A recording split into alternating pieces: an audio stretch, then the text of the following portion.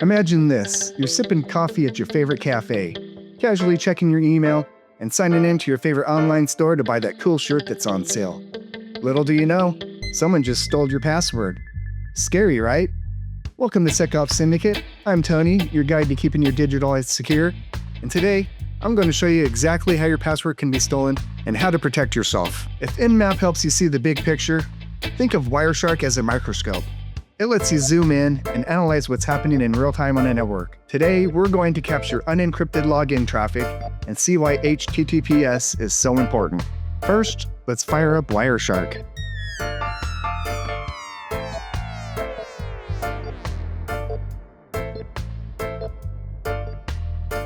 Once it's open, we need to choose the right network interface to capture traffic.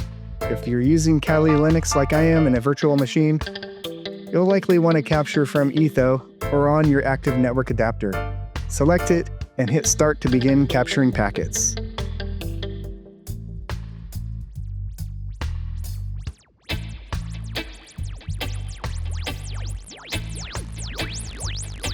Alright, we're hunting packets now. Time to find some juicy data. Now we're going to visit http://testphp.vulnweb.com. It's a deliberately vulnerable website for security testing.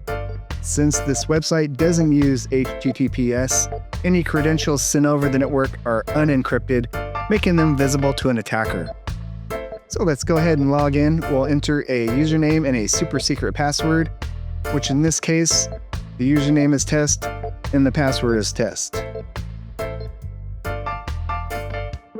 So hit that login. Now I'll switch back over here to Wireshark. We can see a ton of captured packets. We don't need all of them, just the ones related to HTTP login requests. So we'll stop our capture. To filter out the unnecessary noise, we'll type in HTTP in the filter bar in Wireshark and hit enter. Now, we're only looking at HTTP traffic, which makes finding what we need so much easier. And here it is, the post request. If we right-click it and choose Follow HTTP Stream, we can see the raw request data. In the Find bar, we can search for a username. In this case, it'll be called uname. And there it is. Our username and password are right there in plain text. This is why using HTTPS is so absolutely critical. This is a simple demonstration that highlights a major security risk.